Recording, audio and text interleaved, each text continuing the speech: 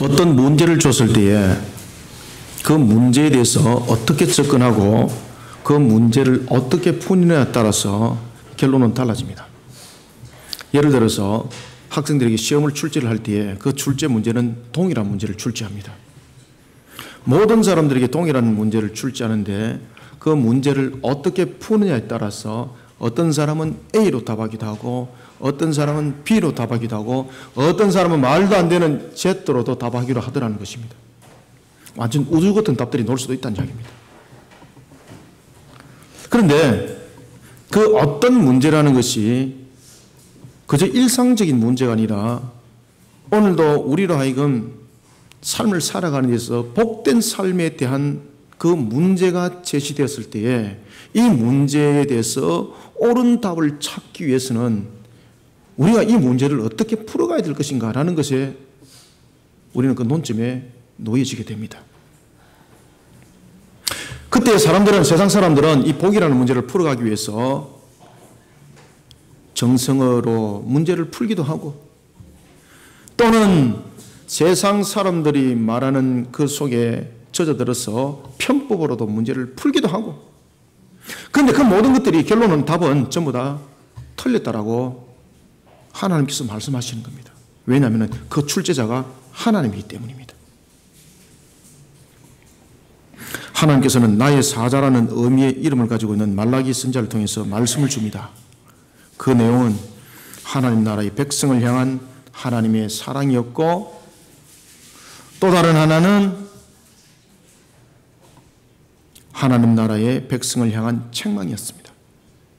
동일한 백성에게 동일한 날에 두 말씀이 주어집니다. 하나는 사랑의 말씀이고 하나는 책망의 말씀입니다. 어떤 모습일 때 사랑이고 어떤 모습일 때 책망이냐 이 말입니다. 어떻게 하나님의 말씀을 푸냐에 따라서 그것이 우리에게 책망이 되기도 하고 어떻게 하나님의 말씀을 푸냐에 따라서 그것이 책망이 사랑으로서 나타나기도 한다는 사실입니다. 저도 학교 다닐 때에 수없이 시험을 치러봤습니다. 얼마나 잘 외웠는지 어릴 때에 칠판을 그냥 통째로 외울 정도로 잘 외웠습니다. 그런데 선생님이 잘못 써가지고 칠판에 기록해 놔놓으면 그 잘못 쓰는 것까지 그냥 다 외워버리는 거예요. 나중에 시험에 답을 썼습니다. 선생님 틀림없이 선생님이 가르친 대로 이거 답 썼습니다 라고 말하니까 그 답이 어디 떴냐고. 그때 칠판에 썼지 않습니까? 내가 언제 그때 칠판에 썼냐고. 지금처럼 녹화도 안 되고. 그때 선생님은 뭐 가지고 계속 이야기하겠습니까? 책 가지고 계속 이야기하는 거예요. 책 가지고. 우리는 출제자는 그 답에 대해서 이야기를 할 때에 그 문제를 풀었던 추론 속에서 그 답을 가지고 항상 이야기를 하게 되어 있습니다.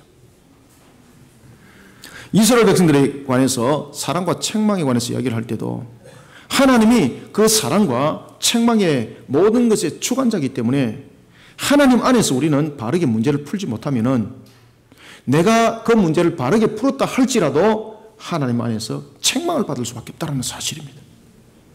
그래서 우리가 신앙도 보면은 똑바르게 신앙하지 못하고 기복적으로 신앙한다든지 아니면은 내가 계산해가지고 내가 편법으로 만드는 신앙을 하게 되면은 하나님 앞에 반드시 책망으로 돌아가는 거예요. 그때 이렇게 말합니다. 하나님 무슨 소리 하고 있습니까? 내가 분명히 모든 것 다 지켰지 않습니까? 라고 말할 때 하나님께서 뭐라고 말씀하십니까? 내가 언제 너에게 그렇게 가르쳤더냐? 라고 말을 합니다.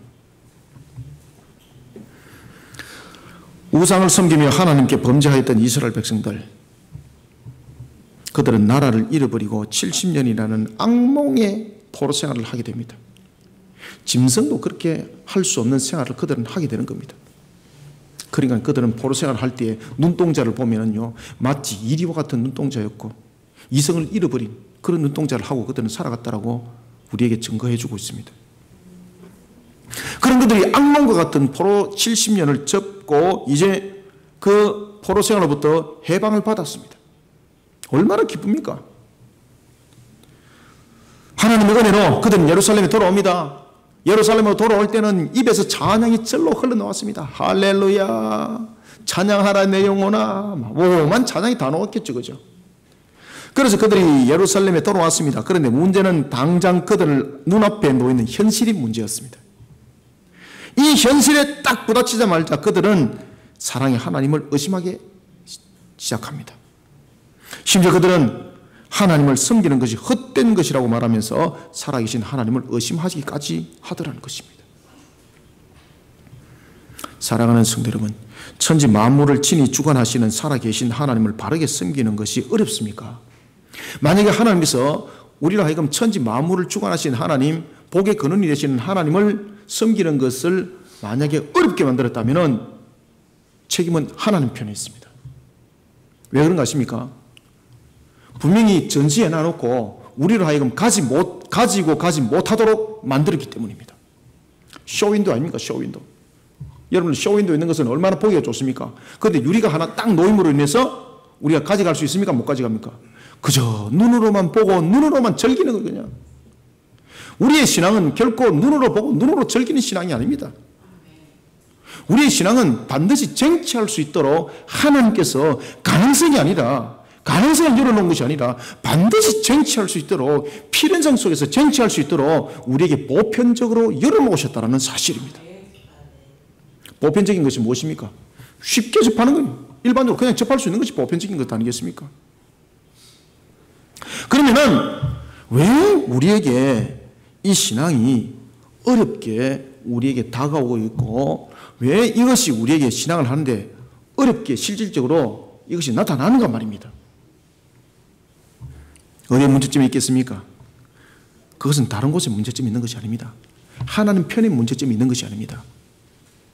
그것은 바로 그렇게 신앙을 하지 아니하려고 하는 저와 여러분들의 마음이 있습니다.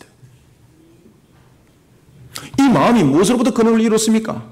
하나님을 배반했던 죄악으로 그 마음의 근원을 이루니까 하나님께서 신앙을 쉽게 할 수 있는 보편적인 신앙을 던져놓았음에도 불구하고 이 인간이 가지고 있는 이 죄 속성의 이 악이 그것을 근원적인 측면에서 가기를 싫어하더라는 것입니다. 뿐만 아니라 또한 그 환경들이 우리로 하여금 하나님을 향한 보편적인 신앙들을 어렵게 느끼도록 또한 만들어버렸던 겁니다. 동일한 날 우리는 자신의 모습을 어떻게 취하냐에 따라서, 어떤 신앙을 취하냐에 따라서 결론은 다른 것으로 나타납니다. 사랑하는 성도 여러분, 우리는 자신에게 주어진 날들이 있습니다. 우리는 이 날들을 우리가 복되게 만들어가는 것은 아닙니다. 복의 근원은 분명히 하나님 안에 있습니다. 그런데 놀랍게는 하나님께서 우리에게 어떤 말씀 주시는가 하면 신명기 26장부터 27장에 보면 우리에게 주시는 말씀이 있는데 그것이 바로 그리심과 에발입니다. 복과 저주에 대해서 말씀을 해주시더라는 것입니다. 그때 하나님께서 복과 저주를 말씀하실 때 에따 너는 복을 먹어라, 너는 저주를 먹어라 이렇게 말씀하지 아니하시고, 복과 저주에 관해서 말씀을 하실 때 너희들이 내가 준 이 말씀을 지켜서 바르게 준행하게 되면은 너희들은 하늘에서 정말로 내가 너희들에게 열어준 그 모든 복들을 너희들이 누리게 될 것이다. 심지어 성읍에 들어가나 나가나 복을 받을 것이고, 심지어 너희들이 기르는 짐승까지 복을 받을 것이다. 그런데 그러지 못하는 동일한 날에는 어떤 결론이 주어진다고요? 에발의 저주가 임할 것이다. 그래서 6지파, 12지파를 세우면서 그것을 각인지키고 있습니다. 사랑하는 성도 여러분, 우리는 동일한 날을 살아가면서 이 동일한 날이 우리에게 저주의 날이 아니라, 동일한 날이 우리에게 불행한 날이 아니라, 이 동일한 날이 우리에게는 복된 날이 되어야 합니다. 이 동일한 날이 우리에게는 성리의 날이 되어야 합니다. 그러면 우리는 이 동일한 날이 우리에게 성리가 되기 위해서, 복된 날이 위해서 우리는 문제를 어떻게 풀어나가야 되는가? 동일한 날에 분명히 다른 결론이 맺혀진다고 그랬습니다. 어떤 사람에게는 복이 임하고 어떤 사람에게는 저주가 임하다고 말씀하고 있습니다.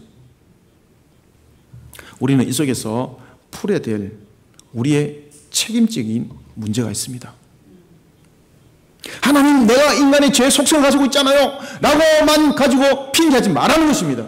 만약에 하나님께서 그러한 인간의 죄 속성이 우리의 모든 것을 다스릴 정도가 되었다면 신명기 말씀을 주질 않았습니다. 말라기에서 말씀하지 않습니다.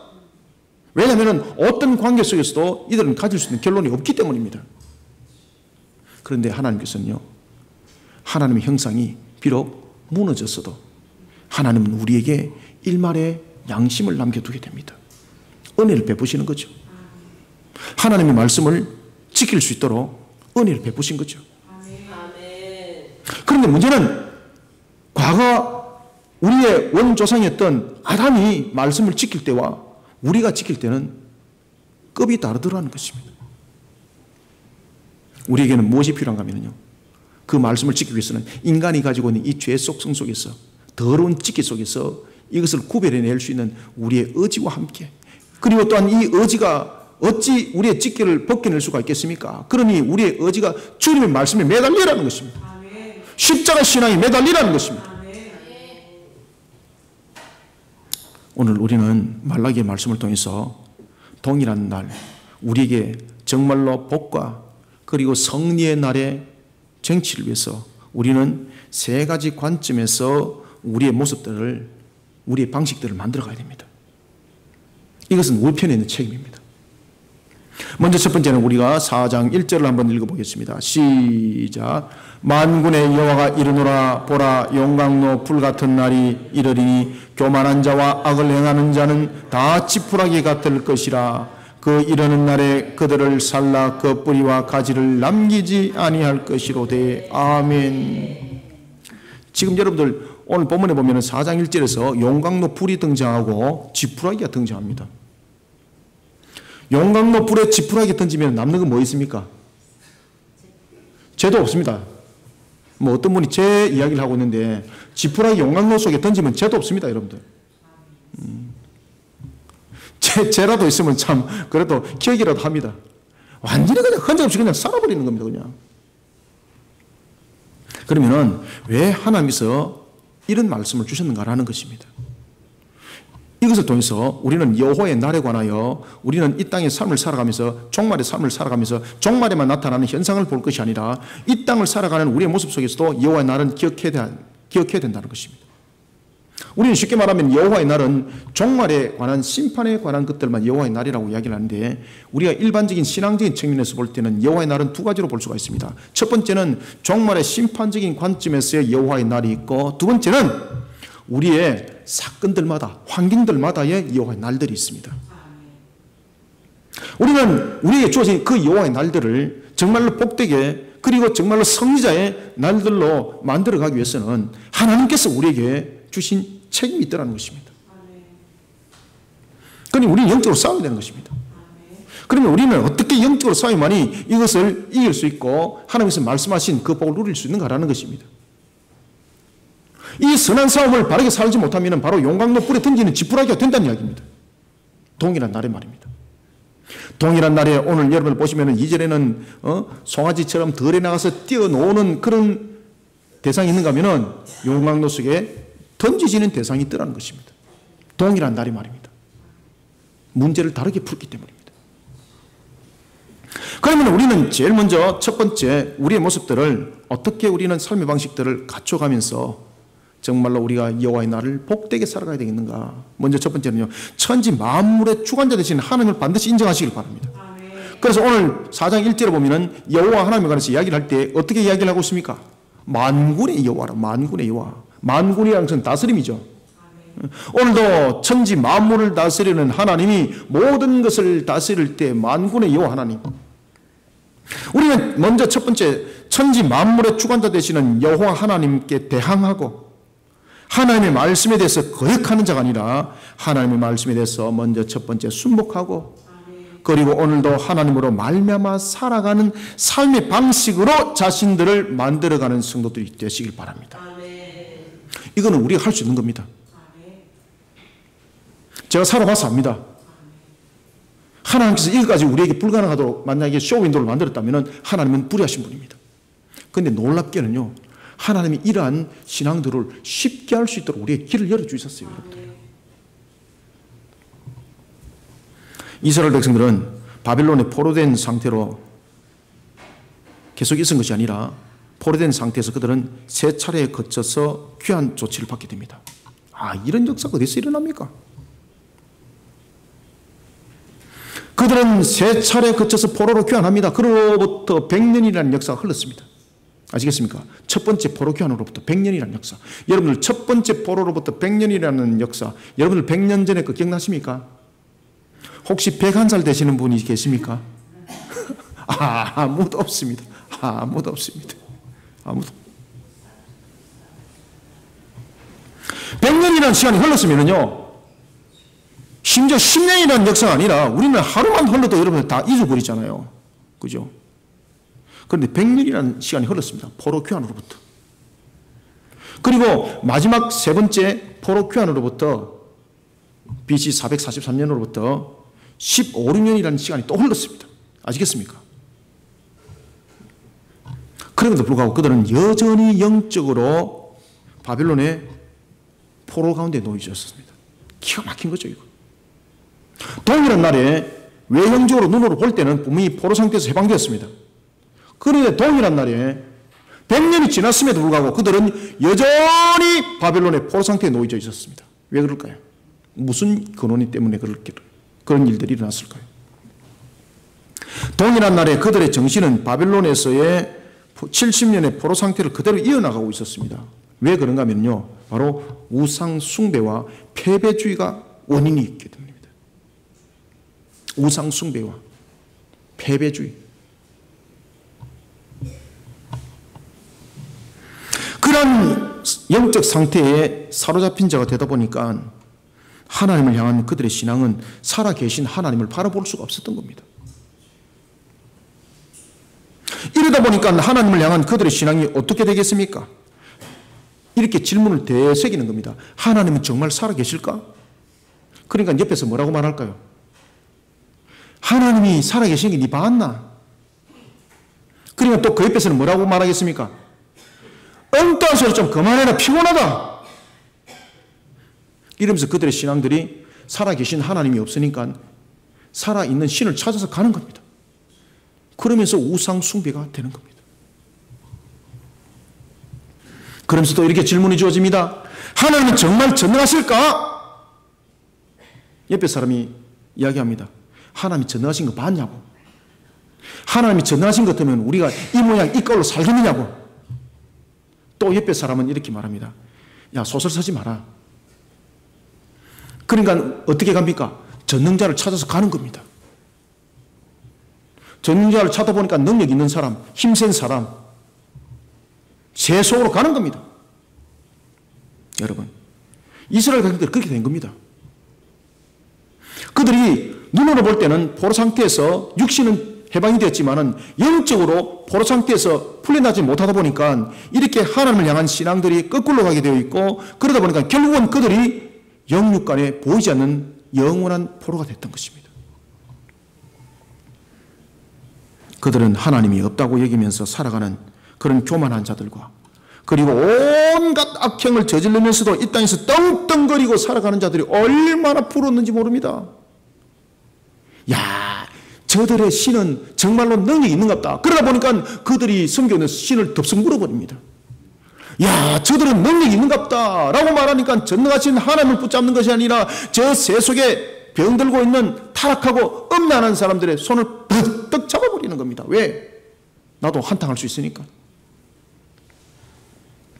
그러면은 자신도 잘 살 수 있을 것 같았고, 더 멋진 삶을 살아갈 수 있을 것만 같았습니다. 이스라엘 백성들이 눈으로 볼 때 그랬습니다. 그들은 그러한 속에 주변의 이방인들의 삶을 보고 부러워하고 그들을 덥석 잡아버리는 겁니다. 기가 막힌 일이 벌어진 거죠. 이때에 이스라엘 백성들을 향하여 살아계신 하나님께서 말씀을 하는 겁니다. 1절을 읽습니다. 시작.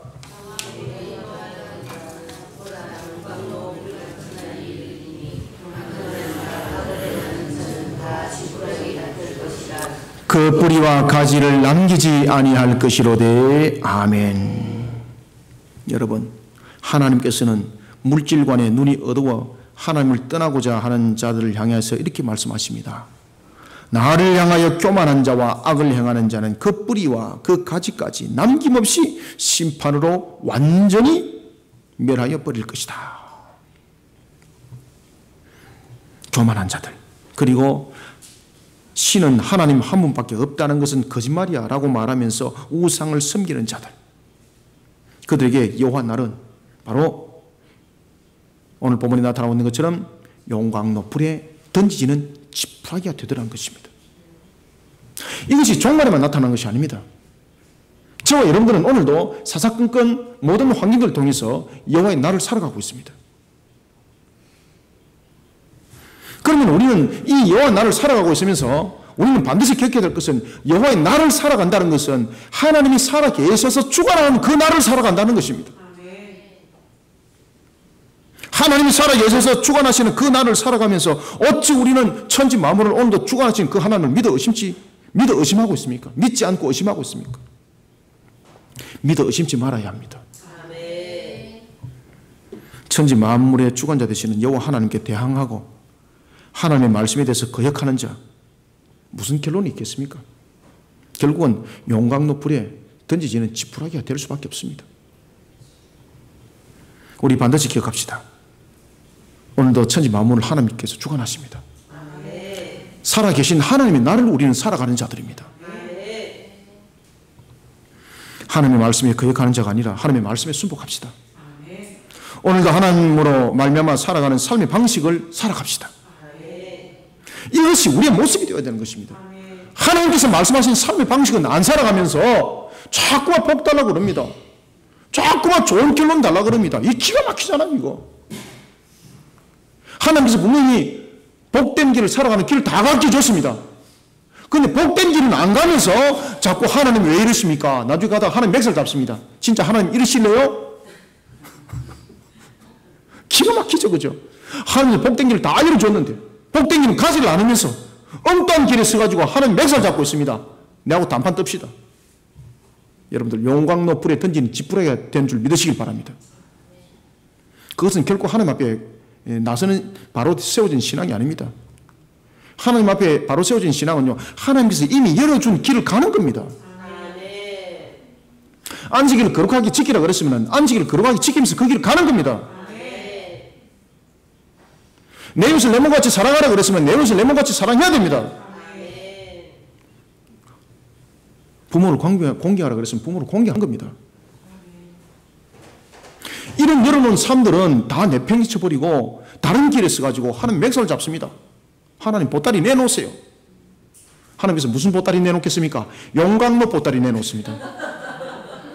그래, 내가 네가 원하는 보따리를 주마. 너는 그 안에 들어가라.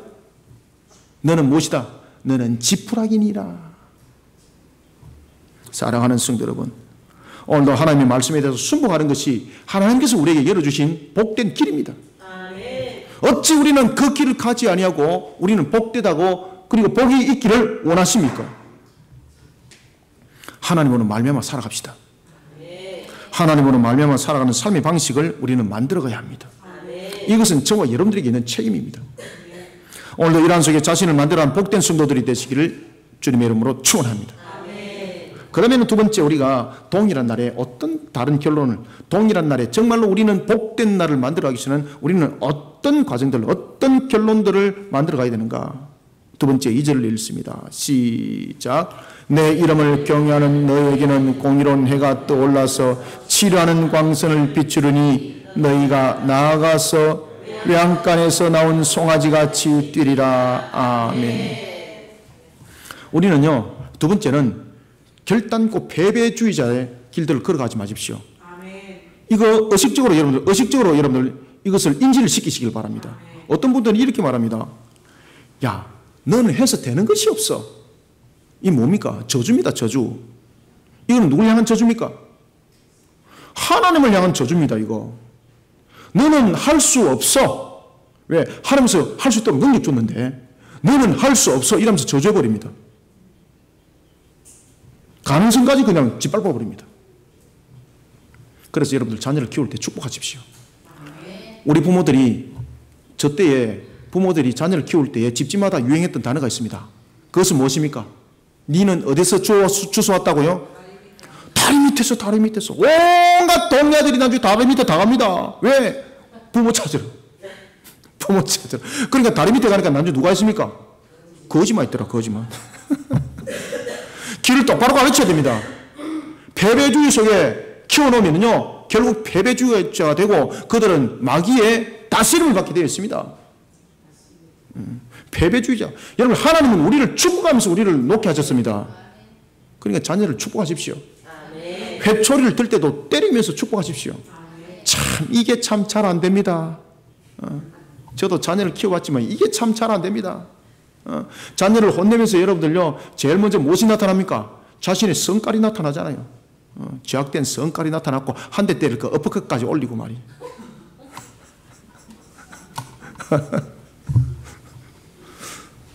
그래가지고 자녀들이 나중에 자라나서 이런 이야기를 합니다. 나는 부모에게 맞은 것이 6살 때 맞은 것이 아주 기억이 남습니다. 얼마나 두드리 맞았는데 나는 야구방망이가 맞았습니다. 니는 그거 갖고 맞았나? 야, 나는 고개가 맞았다. 이런 기억이 안 나도록. 야, 내가 어릴 때 부모님한테 혼이 났는데 부모님이 나에게 이렇게 말하더라. 너는 어찌 하나님께서 너를 갖다가 아브라함보다도 더 뛰어나게 너를 축복하셨는데 너는 어찌 이렇게 너는 게으른 자리에 너는 쓰가 있느냐? 그러면서 나는 자라왔다. 이런 소리를 자녀들부터 듣도록 만드는 우리 성도들이 되시길 바랍니다. 그래서 두 번째는 세상에 대해 패배주의자의 길을 걷는 것이 아니라 십자가를 지고 여호와 하나님의 이름을 더 높이고 여호와 하나님의 이름을 더 높이며 을을 위한 선한 삶으로 자신의 가치를 더 높이는 삶을 만들어가는 성도들이 되시기를 소망합니다. 여호와의 날에 일어나는 심판은 이중적 의미를 가지고 있습니다. 하나님께 교만하고 하나님을 향하여 악을 행하는 자에게는 용광로로 불과 같은 날이 됩니다. 그렇지만은 여호와를 경외하는 자에게는 완전한 복락을 누리는 날이 됩니다. 여호와의 날. 여호와의 날은 하나님을 믿어 의심치 아니하고 오늘도 하나님의 그 말씀 가운데 여호와를 향한 신앙 가운데 달려가는 자들에게는 반드시 복된 날이 된다는 것을 우리에게 오늘도 가르쳐주고 있습니다. 주께서 이렇게 말씀하십니다. 내 이름을 경외하는 너에게는 무슨 해가 뜬다? 무슨 해가 뜬다? 지나는 강선이 아니고 무슨 해가 뜬다? 공의로운 해. 보십시오. 내가 지금 묻는 것은 성경에 있는 것을 묻는데 자기 생각을 그냥 말해버리는 거 그냥. 이러니까 엉뚱한 대로 가는 거라니까요. 대답할 때는 얼마나 자랑스럽던지. 야, 이렇게 말하면 목사님 엄청 기뻐할 거예요. 안 기뻐합니다, 여러분들. 여러분, 내 이름을 경외하는 너희들에게는 하나님께서 공의로운 해를 떠오르게 하여서 치료한다고 그랬습니다. 우리는 너무 급하잖아요. 치료받기를 원하기 때문에 자기 원하는 걸, 자기 원하는 것만 다 골라내는 거라 그러니까. 공의로운 해고 뭐가 다 필요 없다는 거지. 근데 여러분, 공의로운 해가 떠올라야 됩니다. 세상의 해는요, 떠올라서 치료될 끝까지 하다가 우리를 나중에 암덩어리 만들어버립니다. 그죠? 세상에 여러분들 떠 있는 태양을 바라보면서 하루 종일 써보십시오. 한 일주일만 써가 계시면은 역사 일어납니다. 무슨 역사 일어나겠습니까? 대학병원에 실려가는 역사 일어납니다. 치료되는 거 아무것도 없고 치료되는 것까지 전부 다 병 들어갑니다. 그러면서 의사가 이렇게 결정 내립니다. 장려 치르십시오. 여러분, 공의로운 해는 뭔가 하면요, 공의로운 해라는 것은 어떤 관계 속에서도 우리를 악하게 만들 수 없는 것이 공의로운 해입니다. 공의로운 해라는 것은 어떤 관계 속에서도 우리를 해하지 아니하고 우리를 상하지 아니하게 한다는 것입니다. 어떤 자에게 공의로운 해가 뜬다고요? 오늘도 성경은 우리에게 이렇게 말씀하고 있습니다. 여호와의 이름을 경외하는 자는 그에게 내가 공의로운 해를 떠올려서 무엇을 할 것이다? 그를 치료할 것이다. 아멘. 그를 치료할 것이다. 오늘도 하나님의 공의로운 해가 떠올라서 여러분들의 삶에 치료의 역사 일어나기를 축원합니다. 여러분들의 영육간의 치료의 역사 일어나기를 주님의 이름으로 축원합니다. 여호와의 이름을 경외하는 자라고 몫을 딱 받고 있습니다. 하나님께서 길을 가르쳐주고 있습니다. 그런데 이 길을 안 가려고 합니다. 왜? 나는 갈 수 없어. 난 해도 안 돼. 그 집사님은 할 수 있는데 나는 할 수 없어. 패배주의자. 그렇죠? 하나님께서는 우리에게 전부 다 우리가 무엇을 행하든지 할 수 있는 능력을 줬습니다. 그래서 하나님께서 이렇게 말씀하십니다. 설령 네가 능력 없이 보일지라도 너는 네가 구하고자 하는 것을 향하여서 내한테 기도해라. 문을 두드리라. 내가 열어줄게. 아시겠습니까? 그런데 우리는 문도 안 두드리고 딜이 누워가지고 안 되는 그 계산 다 합니다. 그러니까 주님께서 야야 그 딜이 누워가고 계산기에 두드리면 안 된다. 일어나라. 그러니까 뭐라고 말하는 거야? 주님 5분 있다 일어날게요. 난 좀 5분 있다가 야야 일어나자 가자. 그러니까 5분 더 있다 일어날게요. 그 5분 더 있다 지붕 무너져 사망했습니다. 안 됩니다 여러분들요. 공의로운 해는 무엇인가 하면 어떤 무엇이든지 모든 것을 의로움으로 결정을 내어주는 것입니다. 하나님을 향한 믿음으로 달려갑시다. 내 속에 비록 억울함이 있을지라도 세상 사람들이 야, 이 바보 멍청아 너 왜 그렇게 살아? 라고 말할지라도 여호와를 경외하는 걸음으로 달려갑시다. 하나님이 공의로운 해를 떠올려서 불의한 것들 전부 다 쓰러지게 만듭니다. 나를 치료하십니다. 나의 삶을 치료하시고 나의 모든 영육과를 함께 치료하십니다. 하나님의 공의로운 해가 떠올라야 됩니다. 어떤 흉악한 죄인도 여러분들 예수 그리스도의 구세주에 의해서 예수 그리스도라는 그 구세주로 인해서 회복받는 것처럼 우리는 그러면 이 공의로운 해를 떠올리기 위해서는 어떻게 되는가? 우리는 어떻게 하나님을 경외하는 걸음을 걸어가야 되는가? 하나님을 경외하는 걸음은 우리에게 크게 두 가지가 있습니다. 첫 번째는 하나님의 말씀을 지켜 준행하는 것입니다. 두 번째는 주님의 나라를 위해서 사역을 하는 겁니다. 왜냐하면 그것이 주님께서 우리에게 명령한 바이기 때문입니다. 마태복음 28장 18절부터 20절을 통해서 지상 대위명으로 우리를 통해서 어떤 말씀을 하셨습니까? 너희들은 아버지와 아들과 성령의 이름으로 세례를 온 세상을 향해서 예수 그리스도의 구원의 십자가에 그 이름의 값을 나타낼 수 있도록 세례를 베풀으라 그랬습니다. 회개복음을 전하여라 그랬습니다. 그리고 그것을 가르치고 지켜 준행하도록 했습니다. 언제까지? 주님이 오시는 그날까지 말입니다. 우리는 여호와를 경외하는 것은 우리의 신앙을 지켜 준행하는 것과 그리고 주님께서 우리에게 명령한 바를 함께 실천하는 것이 함께 주어져야 되는 것입니다. 이런 여러분들을 향해서 주님께서 어찌 나는 너를 모른다 말할 수 있겠습니까? 주님이 찾아오신다는 건 신발 벗고 주님이 신발 벗고 찾아오십니다. 누구처럼? 누가복음의 탕자의 아버지처럼 말입니다. 여러분께서 오늘도 세상을 살아갈 때에 여호와를 경외하는 것은 우리에게 무엇인가? 하나님의 말씀을 지켜 그 신앙대로 살아가는 것과 함께 사명을 함께 감당하는 것이라 우리는 오늘도 이렇게 되새기시길 바랍니다. 이라는 우리를 향해서 하나님께서는 무엇을 돌린다? 아멘! 이제는 뭔가 대답이 되네 지금. 공의로운 해를 돌린다. 그래서 무엇을 하신다? 치료하신다. 나의 삶을 치료하시고 나의 영육간을 치료하시고 나의 환경을 전부 다 치료하신다.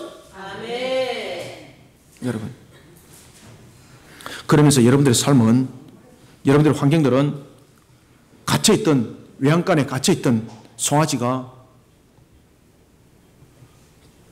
오늘 본문의 말씀처럼 외양간이 송아지가 뛰어나와서 그 들판에서 뛰어노는 강력한 역사함으로 하나님께서 응답하시겠다는 겁니다. 동일한 날 슬픔과 암울함이 가득 찬 패배주의 날이 우리의 길이 되서는 안 됩니다.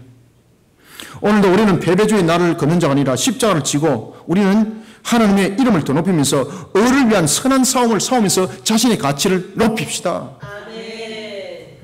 이런 삶을 살아갑시다. 그러면서 우리는 하나님을 경외합시다.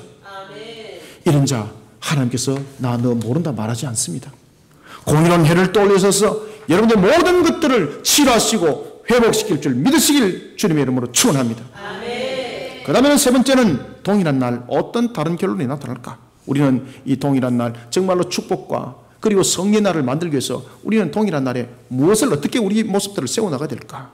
3절을 한번 읽어봅니다. 시작. 또 너희가 악인은 밟을 것이니 그들이 내가 정한 날에 너희 발바닥 밑에 채와 같으리라. 만군의 여호와의 말이니라. 아멘. 3절을 단편적으로 말하면 무슨 말인가 하면요, 네가 최후의 성자가 된다 이 말입니다. 자신의 발에 밟힌 자는 누군가 하면은 우리를 완전히 밟아 지니기던 능력자들입니다. 그런데 이것이 완전히 바뀌어버렸습니다.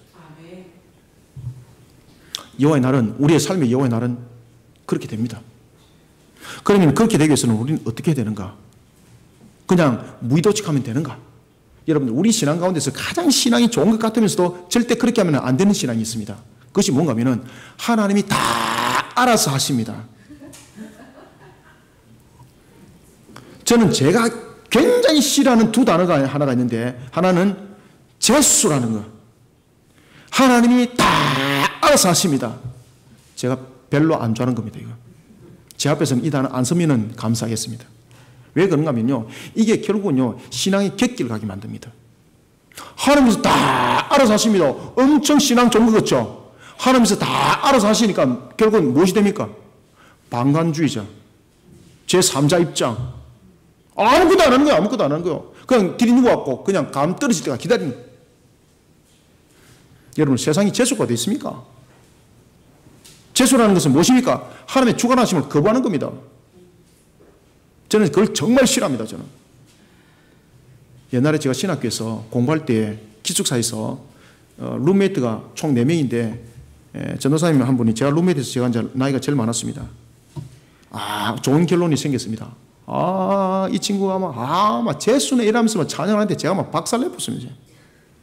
니는 재수밖에 안 보이냐고.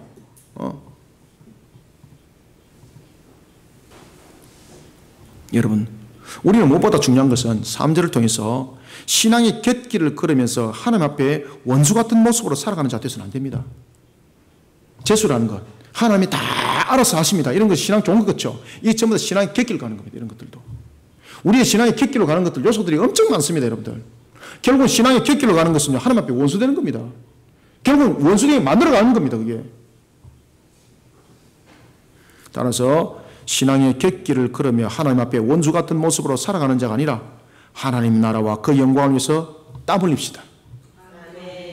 그리고 수많은 걸음을 통해 하나님께서 세우신 최종 승리자의 걸음을 걷는 자가 되기를 축원합니다. 수고함이 땀이 있어야 됩니다. 하나님의 나라를 위해서 땀 흘리십시오. 고스톱 치는데 땀 흘리지 말고. 어린애들은 이렇게 이제 여러 가지 부분도 많습니다만, 이 젊은 사람들이 요즘에 보면 이 한국 사회 속에서 가장 좀 병들어 있는 것들이, 여러분 보시면요, 마약, 도박, 이거요 나라 병들게 만드는 뿐만 아니라 인류를 전체를 병들게 만드는 암흑덩어리입니다. 이거. 여호와의 날이 하나님을 경외하는 자에게 더욱 기다려지는 이유는 그날에는 뚜렷한 두 가지의 분명한 현상들이 나타나기 때문입니다. 그중 하나는 온갖 불의한 이익을 사치하여 하나님을 경외하는 자를 핍박하고 멸시하였던 그런 악인들에게는 패망이지만, 하나님을 경외하는 그런 걸음을 걸은 자에게는 반드시 승리를 안겨주는 날이 되는 것입니다. 여호와의 날. 여호와의 날이 되면 악인은 자신이 압제하고 고통의 세월을 살아가게 하였던 하나님을 경외하는 자, 그 앞에 그는요 이글거린 용왕로 앞에 던짐을 당할 뿐만 아니라 하나님을 경외하는 자 발밑 앞에 짓밟음을 당합니다. 오늘도 우리는 세상 속에 살아갈 때에 어떤 관계 속에서도 신앙의 곁길을 걷지 말아야 합니다. 신앙의 곁길은 곧 하나님 앞에 원수 같은 모습이 되는 겁니다. 어떤 관계 속에서도 오늘도 나는 어떻게 하면 하나님의 영광을 위해서 달려갈까 땀 흘리시길 바랍니다. 그래서 직장 속에서도 정직하게 열심히 일하십시오. 돈을 벌어도 정직하게 하십시오. 야, 저 사람 참 바보다 라는 말을 들을지라도 나중에 그 사람들이 야, 저 사람야 자신이 손해보면서도 그렇게 하는데 나중에 보니까 저 사람 예수 믿는 사람들이더라. 야, 저 사람하고 같이 함께 가면은 내가 손해볼 일이 없겠다. 그러면서 사람들을 하나님께서 붙여주신다니까 여러분들요. 그런데 야, 저 사람야 예수 믿는데 얼마나 사기 잘 치는가 하나 요거 끝내준다. 요거 팽팽히 잘 돌아가고 요거 끝내준다. 완전 뒷담화다 뒷담화. 그 사람이 뭐라고요? 예수 믿는데 요거 엄청나다 이거. 이러면 끝나는 겁니다 여러분들. 곁길, 신앙의 곁길 아시겠습니까? 이 신앙의 곁길은 모든 것이 하나님 앞에 원수입니다. 결국은 신앙의 곁길을 가다 보니까 하나님을 욕되게 만드는 거예요. 어떤 관계 속에도 우리는 신앙의 곁길을 가서는 안 됩니다. 우리는 오늘도 하나님의 영광에서 땀 흘리고 수고하는 그런 길을 가기를 기뻐하시길 바랍니다. 이 이것이 결국은 우리를 하여금 최종 승리자를 만들게 하는 하나님의 축복의 길이라는 거예요. 왜 이 길을 안 가려고 그래요? 당장 눈을 볼 때 계산이 마이너스 생기거든. 여러분들, 카드 가진 사람과 카드 안 가진 사람의 모습은 음식점에 가면 표시납니다. 카드 안 가진 사람은 계속해서 누군가가 뭐를 시키면 화장실에 가서 지갑 열어서 내가 지금 지갑에 얼마 들은지 돈을 헤아려 봅니다. 가슴이 두근두근합니다. 그런데 카드 가지고 있는 사람은 화장실 가서 안 헤아립니다. 먹을 만큼 계산할 수 있으니까. 여러분, 하나님께서 우리에게 주신 축복은요, 이 카드를 넘어서는 겁니다. 오늘도 우리가 여호와의 신앙에서 그 길을 걸어가는 자들은요, 하나님께서 실수하지 않게 합니다. 모든 복의 중심에 두면서 완전 승리자로 우리를 만들어주는 것을 믿어 의심치 마시길 바랍니다. 그래서 여러분들이 사업을 하든 생업을 하든요, 하나님을 향한 신앙을 믿어 의심치 마십시오.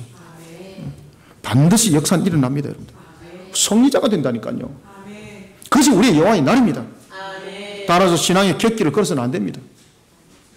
신앙의 객길을 걸으면서 하나님 앞에 원수 같은 모습으로 살아가는 것이 아니라 하나님 나라와 그 영광을 위해서 땀 흘립시다. 수고합시다. 어찌 땀 안 흘리고 어찌 수고 안 하고 결론이 있겠습니까? 하나님이 기뻐하는 땀 흘립시다. 사기치는데 땀 흘리지 말고 하나님이 기뻐하는데 땀 흘립시다. 하나님이 기뻐하는 수고의 걸음을 걸어갑시다. 그때 주님께서 말씀하십니다. 내가 너를 최후의 승리자로 삼을 것이다. 말씀을 맺겠습니다. 우리가 살아가는 세상, 그 역사는 반드시 끝이 있습니다. 세상의 끝은 과학자들이 말하는 것처럼 지구와 행성에 문제가 생겨서 종말이 오는 것 아닙니다. 하나님께 때가 됐기 때문에 그것을 종말로서 결정을 하는 겁니다. 뿐만 아니라 우리가 살아갈 때도 보면은 결정날이 있습니다. 이 모든 것은 여호와의 날입니다. 오늘도 우리는 세상의 날을 살아가지만은 이 세상의 날이 아닙니다. 이 모든 것은 여호와의 날입니다. 우리는 어찌 여호와의 날을 살아가면서 어찌 여호와 앞에 반역을 일삼는 삶을 살아가려고 몸부림을 치고 있습니까? 그러면서 하나님 앞에 보따리 내놔라고 어찌 여러분들 입을 열 수가 있겠습니까? 가증스러운 것이죠. 주님께서 말씀하십니다. 내가 너에게 공의로운 해를 떠올리게 할 것이다. 하나님께서 저와 여러분들 가운데에 공의로운 해를 떠올리기를 소망합니다. 저는 그렇게 기도합니다.